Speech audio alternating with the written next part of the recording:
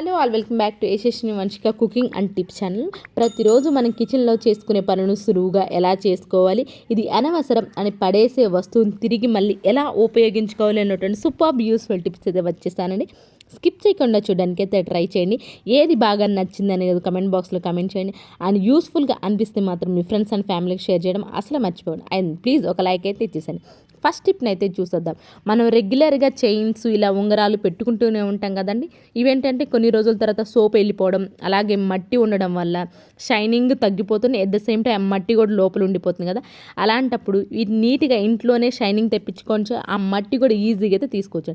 కొంచెం అంటే కొంచెం షాంపూ వేసుకొని, కొంచెం వాటర్ వేసేసుకొని, పాత బ్రష్ ఏదైతే ఆ పాత బ్రష్తో నీట్గా క్లీన్ చేసామంటే షైనింగ్ వస్తుంది. ఎట్ ద సేమ్ టైము షైనింగ్తో పాటు ఆ మురికి కూడా పోతుందండి. ఈ టిప్ ఒకసారి ట్రై చేయండి, చాలా బాగా అయితే వర్క్ అవుతుంది. అండ్ నచ్చితే కనుక మీ ఫ్రెండ్స్ అండ్ ఫ్యామిలీకి షేర్ చేయండి. అండ్ నెక్స్ట్ టిప్ వచ్చేసి బేకింగ్ సోడా ఉంటుంది కదా. బేకింగ్ సోడాని కొంచెం అంటే కొంచెం దానిలో కొంచెం అంటే కొంచెం వాటర్ అయితే తీసుకోండి. ఈ రెండు బాగా కలుపుకున్న తర్వాత కొంచెం లిక్విడ్గా కాకుండా కొంచెం పేస్ట్ లాగా అయితే చేసుకోండి. దీనిలో మరి కొంతమందికి ఇలా ఈ కాలం గిలకల దగ్గర, అలానే మోకాళ్ళ దగ్గర నలుపుగా ఉంటుంది కదండి. అలాంటి వాళ్ళు దీన్ని రెగ్యులర్గా ఇలా రాసుకున్నారే అనుకోండి, ఖచ్చితంగా ఆ నలుపు అనేది ఉండదండి. ఐ హోప్ ఈ టిప్ కూడా నచ్చిందని అనుకుంటున్నాను. నచ్చితే కనుక ప్లీజ్ ఒక లైక్ అయితే ఇచ్చేసాను. మీ ఒక్క లైక్ నాకు చాలా వాల్యుబుల్ అండి. మీరు ఒక లైక్ ఇవ్వడం వల్ల వేరే వాళ్ళకైతే ఈ వీడియో సజెస్ట్ అవుతుంది కాబట్టి, ఇంతవరకు చూసినా కూడా లైక్ చేయలేదా, ప్లీజ్ అయితే ఒక లైక్ అయితే ఇచ్చేసేయండి. నెక్స్ట్ టిప్ వచ్చేసి వాటర్ని అయితే నేను ఒక గ్లాస్ తీసుకున్నానండి. దానిలో బేకింగ్ సోడా ఉంటుంది కదండి. బేకింగ్ సోడా కూడా కొంచెం వేసుకున్నాను. దానిలో నిమ్మకాయ ఉంటుంది కదండి. ఒక నిమ్మ చెక్క హాఫ్ నిమ్మ చెక్క తీసుకున్నాండి. దానిలో వెనిగర్ ఉంటుంది కదా, వెనిగర్ను ఒక స్పూన్ అయితే తీసుకున్నాను. తర్వాత మనం బండలు తుడుచుకునేటప్పుడు మాప్ పెట్టుకున్నప్పుడు లైజాల్ వేస్తాం కదా, లైజాల్ని కూడా ఒక హాఫ్ కప్ అయితే తీసుకున్నానండి. ఈ మూడు బాగా కలిసిపోయేలాగా బాగా కలుపుకోవాలండి. ఇలాంటి టిప్స్ ట్రిక్స్ మన ఛానల్లో చాలా ఉన్నాయి. ఒకసారి ప్రీవియస్ వీడియోస్కి వెళ్ళండి, చూడండి. మీకు నచ్చితేనే సబ్స్క్రైబ్ చేసుకోండి. ప్లీజ్ యూస్ఫుల్గా అనిపిస్తే మాత్రం లైక్ ఇవ్వడం అసలు మర్చిపోకండి. ఒక స్ప్రే బాటిల్లో పోసేసుకోండి, లేదంటే వాటర్ బాటిల్ ఏదైనా ఉన్నా వాటర్ బాటిల్లో పోసేసుకొని క్యాప్ ఉంటుంది కదా, ఆ క్యాప్కి రంధ్రాలు పెట్టుకున్నారనుకోండి, దానికి కూడా స్ప్రే చేసుకోవచ్చు. దీనికి ఉపయోగిస్తాం అనుకుంటున్నారా? మన బాత్రూమ్ లోపల కొన్నిసార్లు ఎంత నీట్గా క్లీన్ చేసినా కానీ కొంచెం బ్యాడ్ స్మెల్ అయితే వస్తూ ఉంటుంది కదా.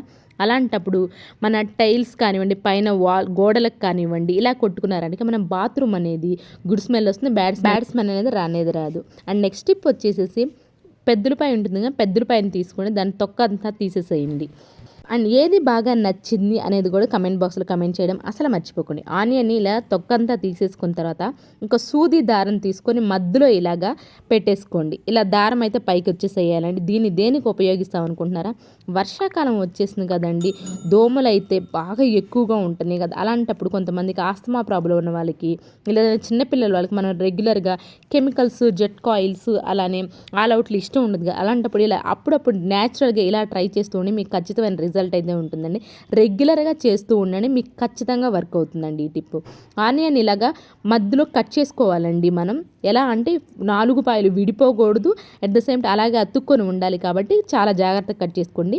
దీని మధ్య లోపల నేనైతే ఇక్కడ కొబ్బరి నూనె వేస్తాను. నిమ్మ నూనె ఉంటే ఇంకా బెస్ట్ అండి. నిమ్మ నూనె బాగా వర్క్ అవుతుంది.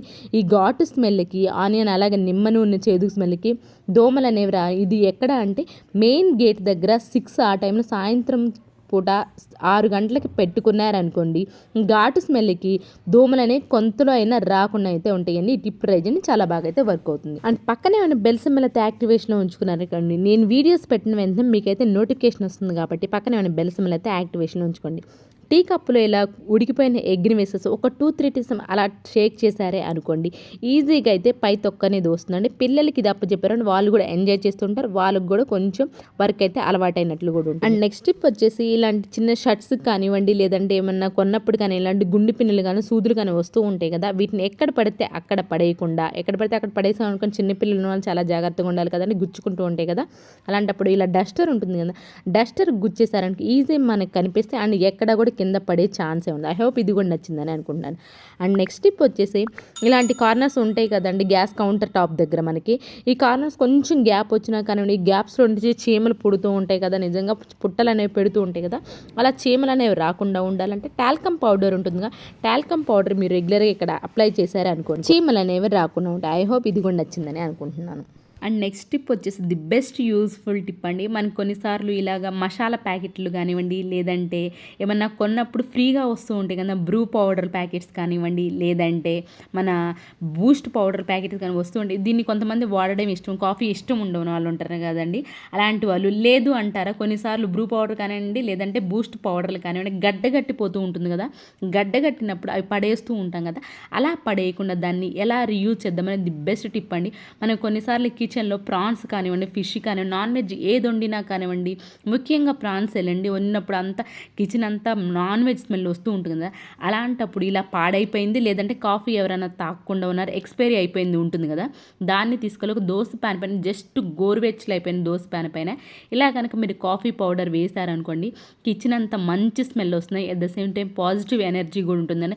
మన కిచెన్ అంతా బ్యాడ్ స్మెల్ వస్తుండే మనం కాదు సరిగా కిచెన్లో పని కూడా చేయలేం కదండి, అలాంటప్పుడు కిచెన్ అంతా నాన్ వెజ్ స్మెల్ వస్తున్నారు. ఈ చిన్న టిప్ని అయితే ట్రై చేయండి, మీకు ఖచ్చితంగా వర్క్ అయితే తీరుతుంది. And at the same time దానిపైన ఇలా అంటుకున్న తర్వాత ఈజీగా అయితే వచ్చేస్తుందండి, సింపుల్గా కూడా వస్తుంది. దీన్ని తీయడానికి ఎక్కువసేపు కూడా కష్టపడాల్సిన అవసరమే లేదు. ఈ టిప్ ట్రై చేయండి, బ్యాడ్ స్మెల్ లేకుండా ఉంటుంది, మంచి పాజిటివ్ వైబ్రేషన్ అయితే ఉంటుంది. ఇవేనండి ఈరోజు టిప్స్ ట్రిక్స్. యూస్ఫుల్గా అనిపిస్తే మీ ఫ్రెండ్స్ అండ్ ఫ్యామిలీకి షేర్ చేయండి. పక్కన ఏమైనా బెల్ సింబల్ అయితే యాక్టివేషన్లో ఏది బాగా నచ్చిందని కమెంట్ బాక్స్లో కమెంట్ చేయండి. లైక్ చేయడం అయితే అసలు మర్చిపోకండి. రేపటి వీడియోలో మంచి మంచి టిప్స్ వస్తే మళ్ళీ మీ ముందుకు సందర్భంగా మీ అందరూ హ్యాపీగా ఉండాలి, హార్ట్ఫుల్ అయితే కోరుకోండి. Thank you so much.